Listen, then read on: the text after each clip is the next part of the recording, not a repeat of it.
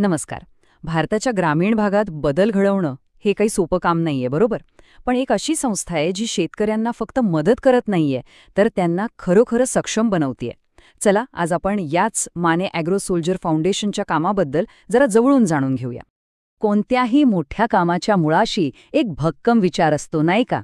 या संस्थेचं ध्येय पण तसंच आहे. साधं, सोपं पण खूप ताकदवान.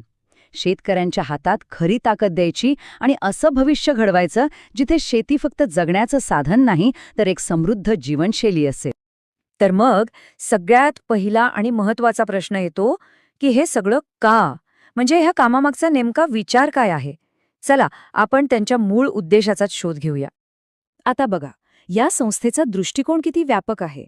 त्यांचं ध्येय फक्त चांगलं पीक घेण्यापुरतं मर्यादित नाहीये, नाही. तर सेंद्रिय शेती, शेतकऱ्यांसाठी नवीन स्किल्स आणि सगळ्यात महत्त्वाचं, त्यांच्या मालाला